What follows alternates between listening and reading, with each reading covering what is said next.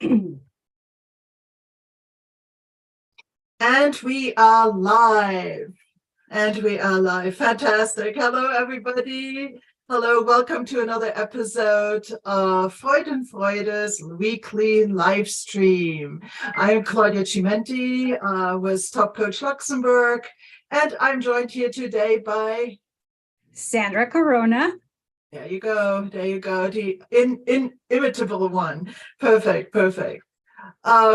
So tell us a little bit about what we're up to today, Sandra. Okay, so today we're going to talk about planning, and the best way that we're doing it is by doing kind of like a follow-up or a continuation of last week's conversation about goals. So the best way that you can set your goals is by planning, right? And one of the questions that Claudia asked me last week was, so what happens when people or certain people just don't function with structure? And we discussed that it's not that they will not achieve their goals, but if you're going on a straight line, most probably these people are going to find themselves distracted by the many factors of the environment, the external environment, and they're going to take this much longer to achieve their goals, but they will achieve it. However, we don't want you to take that route. So we're going to try to make your achievements, we're going to try to make your goals achievable. Yeah. There's just so much that can get in the way of us reaching our goals. So imagine you come to this exercise with just, some goals that you have set, and maybe you follow the SMART model or some other model to actually, make sure that they're kind of well-formed goals and things like that. Yes. And now what? Some of them are very much in the short term, and maybe you can keep it in your head of how you're going to reach them because it's kind of self-evident in the moment.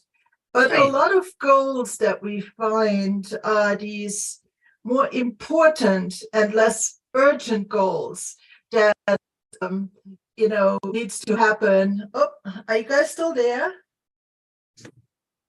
I am here. Okay. My screen just turned off if anything went awry. It seems like it's still on YouTube. I apologize about that. My computer is not great. Okay.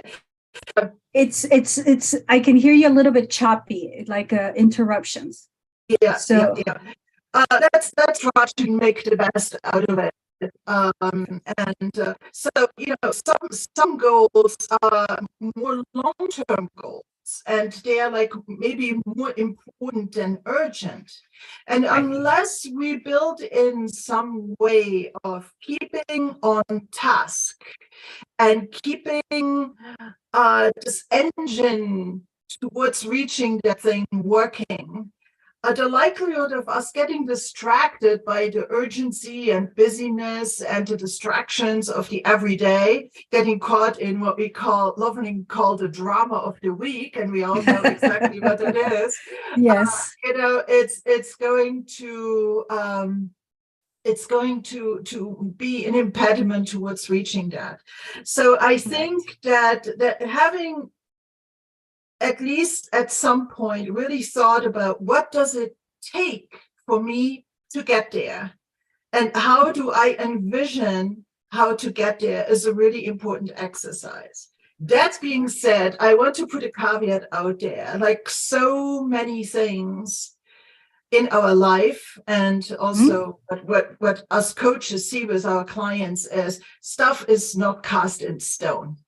Oh yeah, exactly. So if you make plans today, you might need to modify them and adapt them as you go along. So flexibility is key. What's your take on that, Sandra? So one of the things that I was thinking about is the many types of planning that you have. You have many ways to stay on task, but in reality, the one that works with you the best is the one that you need to stick with. Yes. And so think about it as an organizational chart. think that your mind is kind of like an organizational chart. And what you want, think about what you want to achieve. Oh, are you there? Oops, Yes, guys, we're headed. yes. Oh, you're there? Okay, your video camera is off, but I'll continue talking. Oh. So what I want you to do is that I want you to visualize what you want to achieve, right? The end result. And don't stay with the end result. Now, I want you to visualize the steps that you need in order to achieve that. Because a lot of people stay in the, you know, wishful thinking and in the hoping, and you stay there. And you have to take it from hoping to wanting and needing, right? Which is also part of the conversation that we had put out there. So once you have achieved that, once you have visualized and set your goals, the next step that you need to do is make it measurable. We talked about this last week. We said the best way of doing measurable is not just saying, you know, I'm going to achieve it in 2 weeks.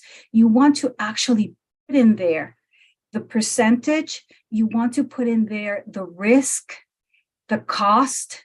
You want to consider what could go wrong and what could go right. But usually you always need to be prepared for what could go wrong. And before I continue, what I need to tell people is that when you're planning, there's a lot of things that go into planning. You have your upbringing, the way that you set up your goals, the way that you plan has a lot to do with your upbringing, with your culture, your values, beliefs, habits, traditions. You have all of this. As you move on, like Claudia was saying, it has to be something that you're able to adapt and change so that it stays with you. You have to be able to check back on it. And then if it doesn't align to what you want at that time, every 6 months, ideally, if it doesn't align to what you want, you can change it. Goals are not meant to stay the same. Now, let's also keep in mind that goals are different. You have personal goals, you have planning, you have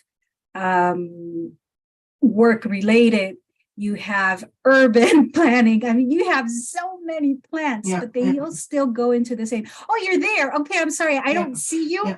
But So just a little technical snafu here. I made you co-host, and maybe at this moment it would be lovely to ask Mitun, who is in the audience, to maybe come on. I'm going to log off and see if coming back on works, because in my Zoom window I see my camera as being on, but on the stream I see it being off. Mitun, if you're there, would you like to join and keep Sandra company and share your thing? Hello. Yeah, hello, welcome. Okay, I'm gonna leave, and you guys can just take it from here for just a second. No problem, Claudia. No problem. Yes, we'll be here waiting for you. Okay, so what do you think, Mitun? What is your way of planning? Oh. Okay, it's still streaming live, no problem. Yeah, maybe you can start the recording because you are the host now. There you go. Yeah. Okie dokie. Yeah, so let's get back to the question. Yes. Let's give it, let's see. Okay, continue. If Claudia, oh, there you go. Welcome back. The lights are on. Okay, so I'm going to stop recording so that you can take over again.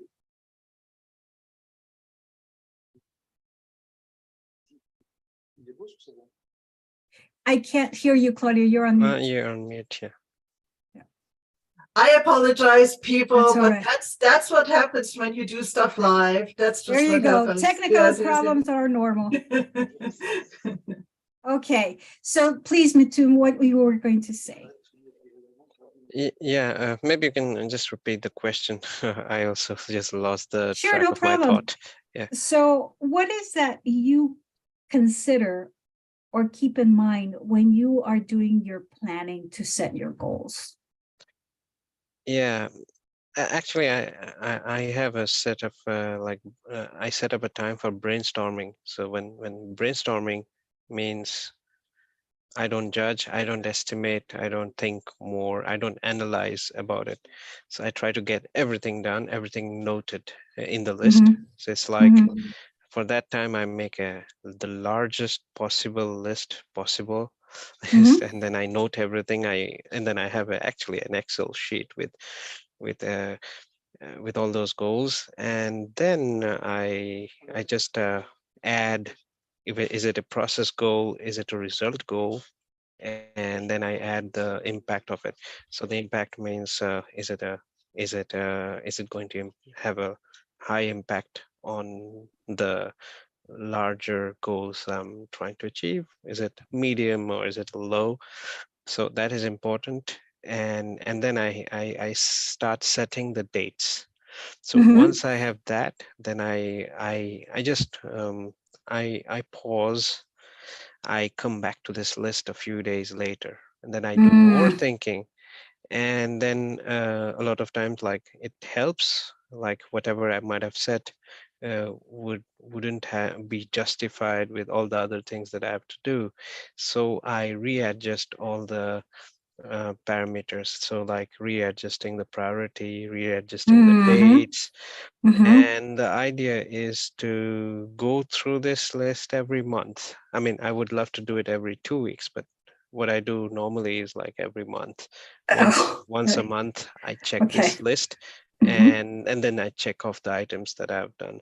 So I think during the brainstorming part, it's yeah, I mean, also as a group activity, it's good to get all the ideas ready, Mhm. and then you have to then it's the phase of like analyzing them. Are they really relevant?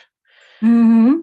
Mhm. And do they make sense? Because it's like, you know, when you do a shopping list, it's good to make a very big shopping list, but then you have to ask the question, do I really need it? We have Mhm. limited resources, we have limited time, we cannot achieve Mhm. everything. So Mhm. then you start removing, striking off things, and then the Mhm. ones which stay are the most important ones. And Yeah. then I come back to those the lists again and again, and sometimes like I realize that I have put something in a 3 to 5 year um, um, um, goal list, a few goals, and actually I evolved over the time, and those goals actually don't matter anymore. So then they get striked off as well.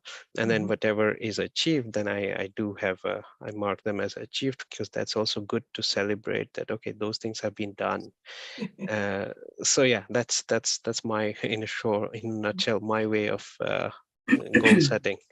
Yeah, Good. that's wonderful. Me too, and definitely. And thanks for sharing with us your process, which is quite detailed and can serve as a good example for those that might Yeah. maybe not have that much experience with it. Right. So now, when you have the goals, more in line with today's topic is you have your goals all set. What would be your ways of uh, figuring out the action plan that it takes to get you there? A lot of there's two main ways that people tend to go about it. One is the from now forward, and one is from the goal, the imagined goal, back, kind of like turning yourself back and looking at what did I do to get to this point, and kind of Exactly. go future back, taking that Exactly. retrograde kind of look. What is Mhm. your favorite, or do you do a little bit of both? Me too. I do a little bit of both. So actually, what's good is I think they say in France, like, how do you eat an elephant? One piece at a time. So it's exactly Yes. in project management, we call it work breakdown structure. So whenever you have a large project, you break it down into very small pieces, and Mhm. then it's much easier to really work on them and really see that you're progressing or not. What is really important, I think, is like doing some progress and seeing that, okay, you're doing some progress. Otherwise, if you see like it's a huge thing, then you lack the motivation and you have a tendency of giving it up very soon. So if you don't want to give up, it's just like in organization, we see that quick wins are very important. So also in personal goal setting, the quick wins you have to set, well, okay, what do you want to achieve, and like what are the very real differences you're seeing in a very short time period. And then once you have that, you make it visible. So for me, one of the things that works for me is talking about it to others. So that so having an accountability partner, and if you don't have one accountability partner, just talk it loud with your team members, and that just makes it more serious. And tell to more people, make it more visible. I have friends who do a bit differently. They put them on, they write it, put them on the wall. They see it every day. So even that's nice. I don't put them on my wall, but I do come back to this file again and again, and then I share it with other people. So the more I talk about it, the more energy it gets, the more kind of like attention. a manifestation. Yeah. Got it. That's wonderful. Yeah, because you brought up a very interesting point here, and that is the importance of having these achievable short-term, milestones, and like these steps that are bite-sized, let's say, just to get you to those early wins, and winning often, right? And I think we all know that endorphin release that you get when you put the check mark up to it, or or you tell somebody about it, and that really is important. I actually even feel that it's more important in process goals, because if you know that you have to do something forever and ever, gasp, just celebrating and rewarding in whatever fashion is important to you, the achievement of I did it 7 days, or I did it a month, or whatever, is really important. And tracking that can be a huge motivator, because when you look back, then you can see all these achievement highlights along the way as well, and it helps you keep track of how far you have come towards the achievement of your goal. Very good point, Mitun. Yes. So I have a question for you both. Here's something that I've been thinking about all day. I thought, what would you recommend, or what is that you do when you don't achieve a goal and you feel frustrated? How do you talk to yourself? Because that's what we do. How do you talk to yourself to say either it's okay or I can do it later? What is it you recommend that the people that are watching this video could do when something like that happens to them? You too, would you like to chip in? I think it's good to be conscious. It's good to stay nice to yourself. You have to be nice to yourself, otherwise nobody else will be nice to you. And so regret and anger, getting frustrated, all that doesn't help at all. So the thing to do is how would you restart it? And so for me, something that works is having a ritual. So if you can have a ritual, little thing like that just gets you to start it. Because the most of the energy, I think 60% of the energy is needed in starting it. So if you can start it back again, then you are winning the war, actually, in the long run. So what kind of little action, like, it could be listening to music, or meeting someone, or just doing the first few bits, and just getting energy, and that itself releases more energy for getting it done. Nice. Very good point, me too. And yes, the building momentum definitely requires a lot of energy. Sometimes you can actually build in some coping mechanisms a priori, just for that case. If it's something really that is a big goal, you might at the very beginning, as you write the goal down, as you start this journey, maybe even write a letter to your future self, saying, Lovely. I love that. You might be in a tough spot right now, but this is why we started all this. And this is what we try to achieve. Remember that this and that was our motivation for getting that started. I also feel that very often the fact that we didn't achieve it, if it's not due to external circumstances that just have occurred, okay, if it's really because of our own procrastination maybe, or something like that, I see that as a data point. And it makes me reflect, was this goal really right? You know, there's something that caused it not to happen. What can that thing be? Was it not really aligned with my values? Was it not really exactly what I was after? Do I need to adjust it? So yes. I think that it can be a data point. And then, you know, as Meetan said, try to get back into the swing of things, because we don't have failures, we have learning opportunities. Okay, people, not failures, but learning opportunities. And this is not only in the personal realm, this is also the professional realm, and even in the collective realm within the team and so on. You know, if something goes awry, what really was the core issue that this is now a symptom of? Yes, that's correct, because we forget most of the times to check our own selves of what's going on at the moment. When you're trying to achieve that goal, we don't check on ourselves, and we don't check our well-being, right? Our state of mind. It has a lot to do how you are, where you are in life. It has to do a lot with the kind of personality that you are. It also has a lot to do with that, because maybe your manager, let's say, I'm going to talk about planning for business.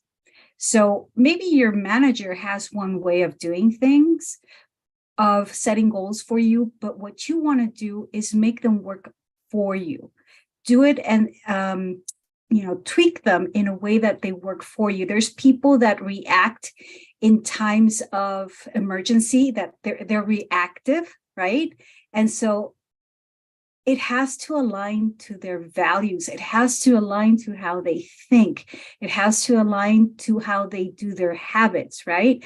So I think that if people were to get to know themselves a little bit more, experiment a little bit more with their emotions and what they're thinking and what's going on in their environment, people would be a little bit more aware of what they can or cannot do, and if it's the right time to start that goal, or you can move on to the other one, because that's another thing that you can do, right?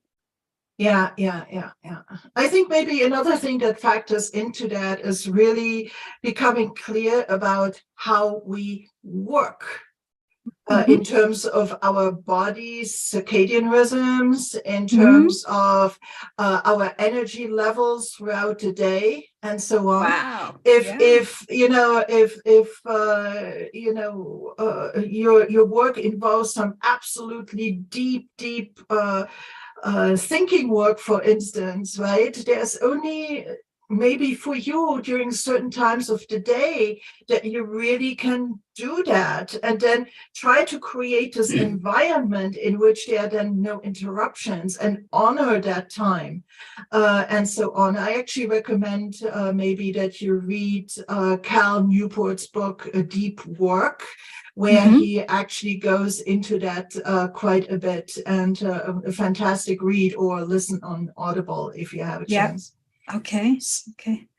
I love that. I love that. It's become like a Zen moment right now. I don't know if you feel it, like we're talking about all these energies and the chakras, and I love that because it really is true. Some people might not see the importance of it, but who you are and how you approach life is how you're going to set your goals. It's how you're going to set your priorities, right? And I think I'm loving today's conversation. I don't know, me too. Would you like to add something to it?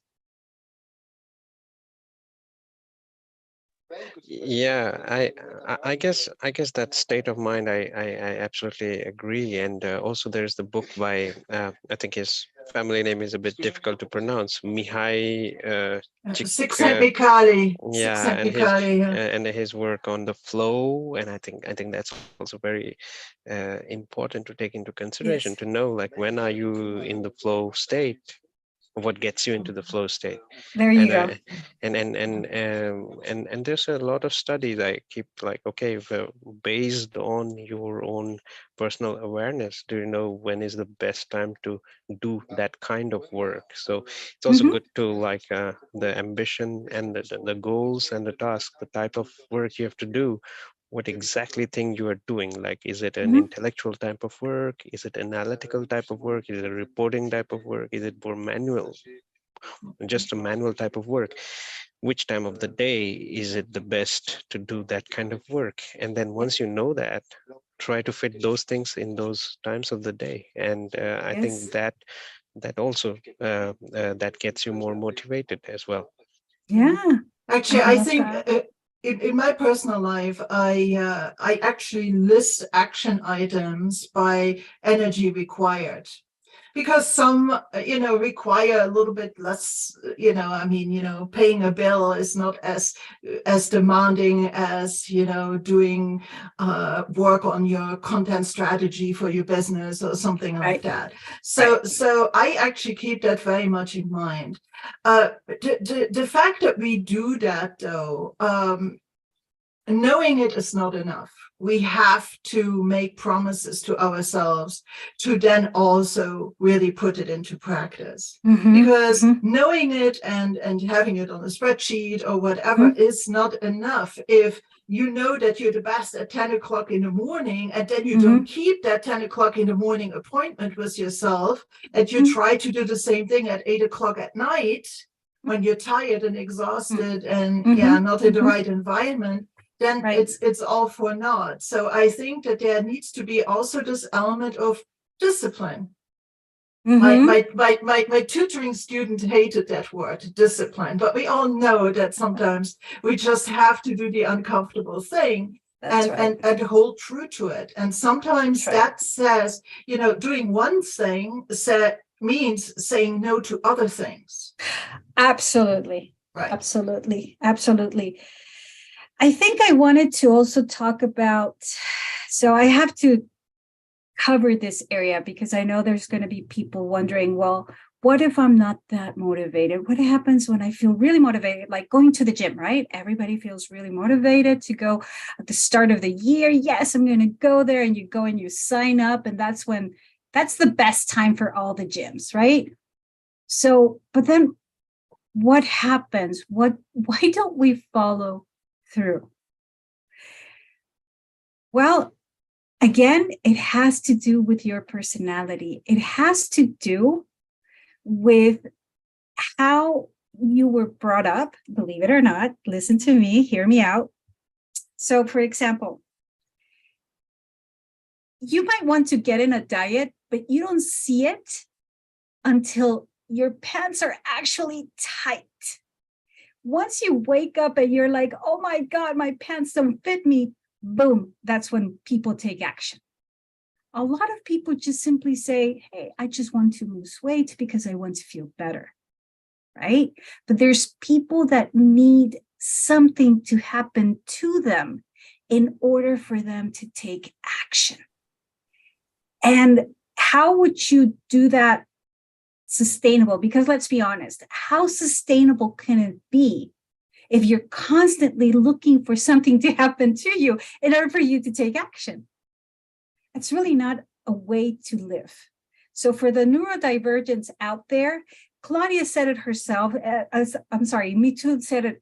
You have to divide in blocks how to do your planning. You have to consider and say, don't talk about next week. Don't talk about the end of the week. Talk about 2 days at max. Talk about end of the day, like kind of exaggerate, but trust me, if you give yourself more time, the only thing you're going to end up doing is just more research after more research after more research, and you're never going to get it done. So that is the best advice that I can give the neurodivergent community out there. Thank you for letting me say that, guys. No, it's true, absolutely, and sometimes also you can't do it alone.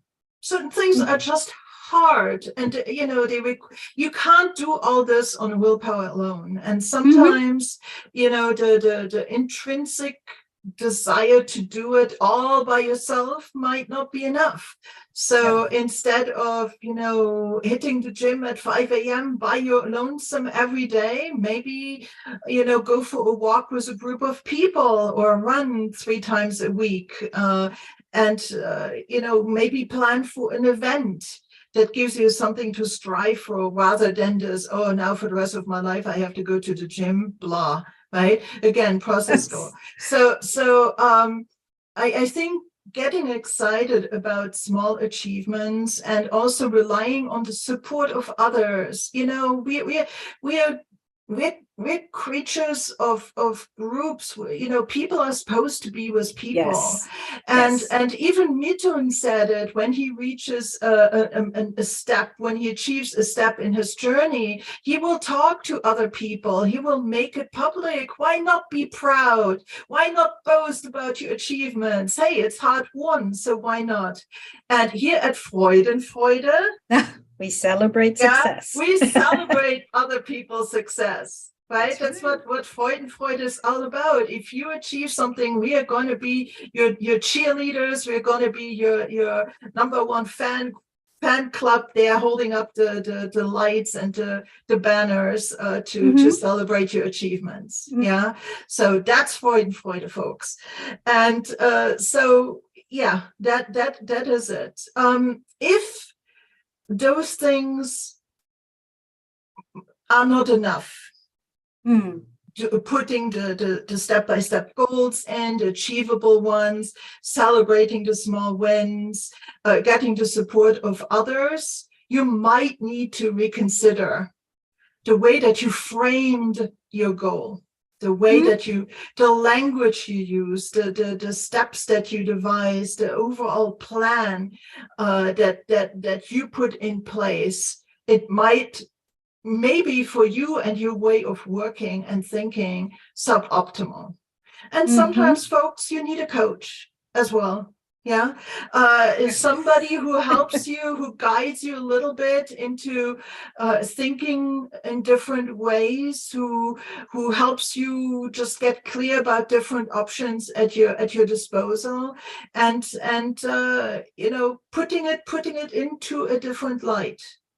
And that's what coaches do very often, right? That is exactly it. So again, if it doesn't work, it's a data point. Something is telling you something. And so you just need to figure that out. That's correct. So, Mitun, I wonder if you have a powerful question that you ask yourself when you are in transition, when you are feeling like this is not working for me. Do you have a powerful question that you ask yourself?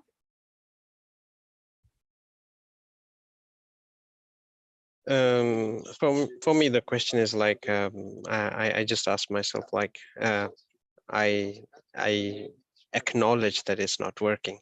So now that Just I acknowledge, okay. I acknowledge, I accept, and then I just frame the question a bit differently. Okay, what can be done from now? So it's like a lot of times what we take, there is a cognitive bias called sunk cost fallacy. And it just means that you keep deciding your next actions based on what you did in the past. For example, companies that invest in a certain technology, and then even if that's not working, they just want to be coherent. They want to be they just want to be aligned with what was done in the past, and they keep Right. spending on the same thing again and again, and that doesn't help them at all. And for me, that's something I keep saying, like, okay, what got me, what got you here won't take you there. So Right. so what's not working, just Right. analyze what's Right. different, and then like just do it completely differently, and just Mhm. take a different way. And so, but it doesn't help to get angry, it doesn't help to be judgmental. So it's just being conscious that, okay, it somehow did not work, and that's fair, that's nice, that's okay. What can be done now? Nice. Because now it's like it's the currency of the moment. The time which you have now, it won't come back. So if it won't come back, what would be the best use of that time to achieve whatever can be achieved in the remaining time? And so it's not by spending the time on thinking like, oh, I lost this. It's okay. So we can't always have everything. So Yeah, and it Yeah. allowed you to figure out one way that it does not work, right? So Yeah. on a fundamental level, this also is part of this big fundamental thing in coaching that we do. It's to switch from problem space to solution space, right? If stuff doesn't work, very often we get stuck in problem space, and we figure out how to solve this problem. If we have a particular performance issue, we try to deal with that particular symptom and things like that. And that is exactly one of the cases where it is very interesting as an exercise to say, okay, this is the current challenge, okay? And these are my resources or the team's resources and the things that our strength, okay? And then really to go and take a look really at what you want to achieve and go in your head to the moment that the goal is achieved. You Okay. stand on the podium and everybody applauds or whatever. You're there, right? You're there. Yeah. And then take a breath and ask yourself, to get here, what was required? What does this goal need to be achieved? Mhm. See, now you look from the future back, and you decoupled yourself with that problem. You're stuck in the mud in the present, right? You decoupled yourself from that, and you can take, like, mentally, it allows you to explore different options. Mhm. To explore Mhm. different options. And then again, you might need to go into this brainstorming mode and into this, yeah, I could do this. This could get me to this goal. That could get me to this goal. That could get me to this goal. Maybe a little bit of all of these and so on. And that is then going to help you, I think, to jump back into solution mode and also find your motivation again. So that I think is a very powerful mind shift that can occur Right. when you actually associate with the future and do retrograde questioning. Yeah. So I have a question for you, Claudia. Let's, since we are culturologists as well, what does culture have to do with planning? I think that the first thing that pops into my mind, and we are live here, so I'm just going to go as the first thing that pops into my mind, right, is how much influence we let others have on our journey. One of the cultural properties, let's say, is, or like, oh goodness, I lose the word, is the there's cultures that are individualistic and there's cultures that are collectivist, Yes. right? Mhm. So in an individualistic culture, everybody is kind of allowed to do their own thing. Mhm. Mhm. And I think that that will play into how you approach something that you do for yourself out of your own kind of thing versus, sorry, there's fruit flies over here. It's that time of the year. And and in a more collectivist culture, you know, there might be input from very many different related people that all of a sudden throw you wrenches in. And when you do your planning, you have to kind of take the influence and Mhm. the interest of those people into account as you do your planning. Yes, ma'am. Right. For Yes. instance, that's just one example of this one cultural dimension, which goes from purely individualistic to purely collectivism. Somewhere we always fall somewhere on that scale. Absolutely. I was thinking about that today, and I was thinking, I was talking with one of my clients, and I told him he's from Europe, right? And I was talking to him about his team and everything else. And I have to remember that as Europeans, the mindset of Europeans is totally different than the Westerners. For those professionals that are new, that are starting to get into the space of the profession and international companies or with international people, know this. If the person is coming from Europe, they usually come with this idea of let's do it together. It's good to celebrate our winning, but it's also good to feel good about what you achieved, right? As long as you recognize who helped you to get there. That's totally different from the American culture that, yes, I did it. I achieved. I said, I did. You know, all of that kind of thinking is totally different. So your mindset, your mentality, your habits, culture, all that you are as a person has a lot to do. Even the way that you talk is how you're going to set your goals. And I think it also just another example is sometimes certain cultures classify people. There's different. It is what it is, right? We're not judging here. We're just observing.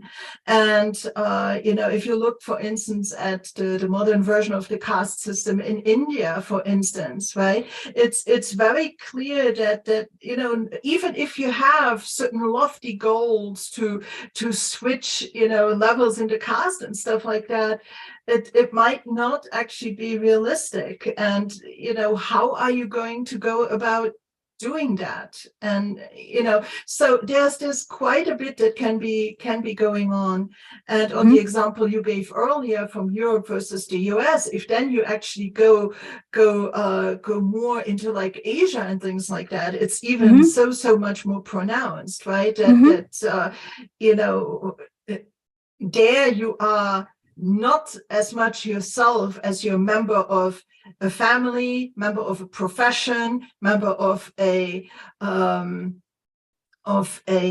company, and so on, right? So those things are going to put you into a mindset box of, you know, context and also beliefs. You know, beliefs that could potentially be changed, but beliefs that limit or enable you at any moment in time. Mitun, you're also very knowledgeable about cultural things. Would you like to chime in, please? Yes, please. Thank you. Yeah, I think that was Claudia. It was a very relevant topic you talked about, especially about the group and the individualist culture. So, what do you put in your agenda?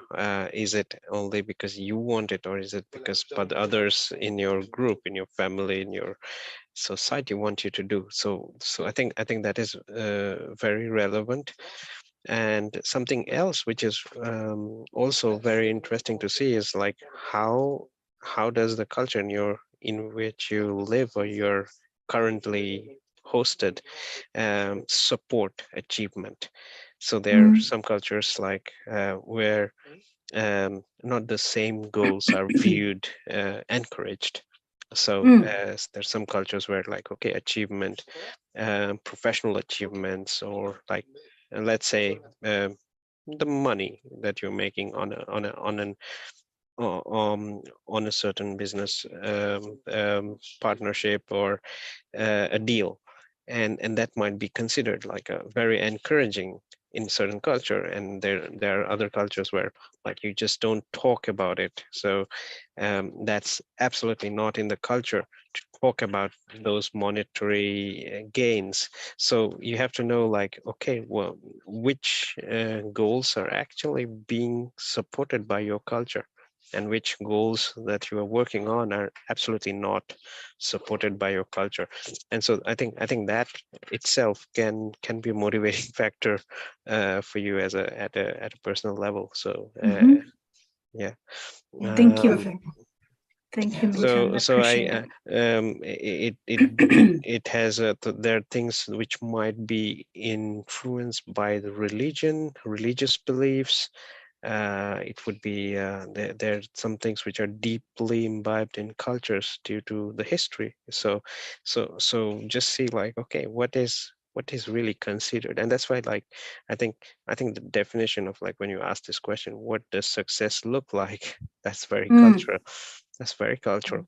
And so how do you define it? And the goals and goals and the list of your objectives that you have are also closely related to that. So for me, I feel like, yeah, try to set the objectives, but if you are working on certain goals which are not really encouraged, or which are not really seen as very positive in your culture, maybe those are not the goals that you'll be publicly very much saying it aloud, because that might bring you down. There might be conversations which might bring your energy down. So so what I do personally is like, yeah, whatever is aligned with the culture or the majority culture in which I'm based, it's very public. But if there are things which are not being aligned, which are not aligned with the beliefs of the culture, of the majority culture in which I'm working, then I might keep those objectives to myself to save my energy. Actually, I just this is absolutely true, and you might need to find a microcosm, a small cultural group that has maybe beliefs that are more aligned with what you're after, with whom you could share and who could support you. But I think it's not only what the culture thinks of success, but it's also very much what the culture thinks of failure. What the culture thinks of failure. And because as we plan things, if we have an internal anxiety or resistance to a potential negative outcome, aka failure, because of the reaction of the environment that we're in, it can also change the way that we plan things. How much risk are we willing to take in this culture that we embedded in at the moment? How much risk are we can we afford, and can we withstand? What's our level of resilience? As we confront this external way of dealing with failure. Some cultural groups might be fairly growth mindset oriented and would go like, okay, good for you, try again. And it wouldn't be a big deal, versus others would blame and shame and embarrass you and, put you very much down. So you have to be, I think, a little bit judicious with when you assess this. And there's no right or wrong way. There's no blaming yourself for not being stronger or whatever. It's just, keeping this in mind to also protect yourself a little bit. If you're very, very fragile, either try to become more resilient or anti-fragile, I guess, Wow. or be more judicious about what you share and how you share it. And sometimes it doesn't really matter what others think, and they don't necessarily need to know. But it is a factor. Culture definitely is a factor. The environment that we're in, hey, it has huge repercussions. Yeah, I can perhaps add that thing, like, for example, like I'm more of an ecologist. Like I'm very much focused on reducing my carbon footprint, and so all my goals on sustainability, like, which are also at the Oh, organizational level, but the congratulations. things that I have changed in my personal life. And for example, like the last time I was visiting my friends in India, so my family and friends in India, so I was in the 3-week vacation in June and July. After flying down to India, I took only trains.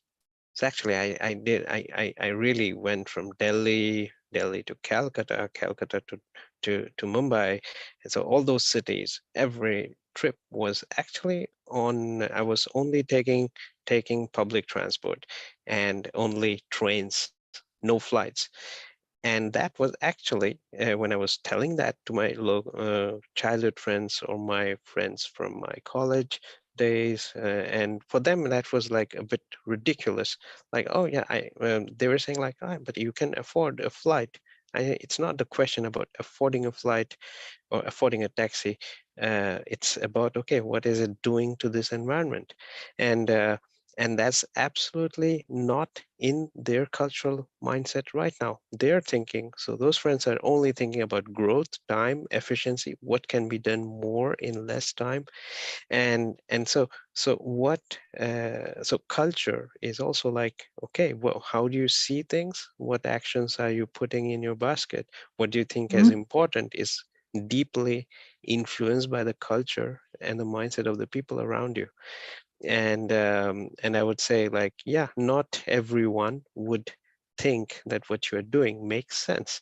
So when I was talking about the choices I make, to a lot of my extremely good friends from the past that I met, like after 10 years, after 8 years, for them those things just didn't matter.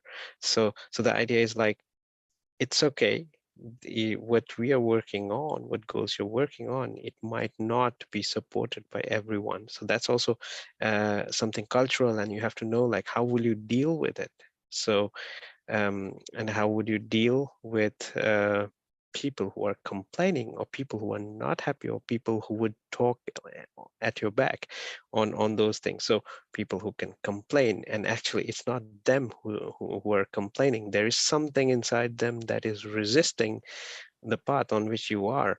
And so it's their resistance speaking out, and not your friends speaking Mm-hmm. out. and Mm-hmm. and that's somehow the way I see it. So I don't get angry at the person. I know what you are meaning, but I know it's a resistance speaking, not you as a friend, the friend speaking to me. Yeah, It's it's amazing. as the cultural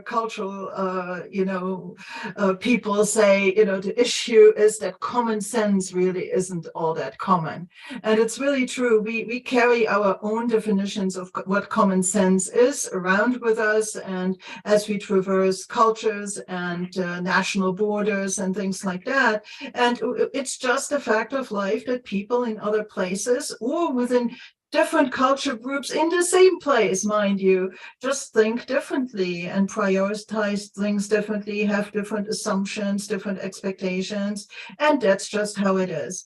And, let's all hope that, we can nevertheless make the effort and to have some well-intentioned exchange to build up understanding rather than judging people. So I'm stepping down from my soapbox now.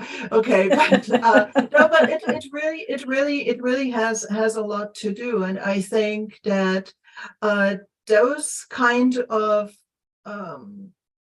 things that affect the decisions that we make and the way that we make them, and the actions that we take, the behavior that we exhibit, it all factors into this planning of our action steps towards goals. And just sitting a little bit by ourselves in our ivory tower is all well and good, but I think we should try to keep those different aspects in mind, because ultimately we need to realize these goals in the real world.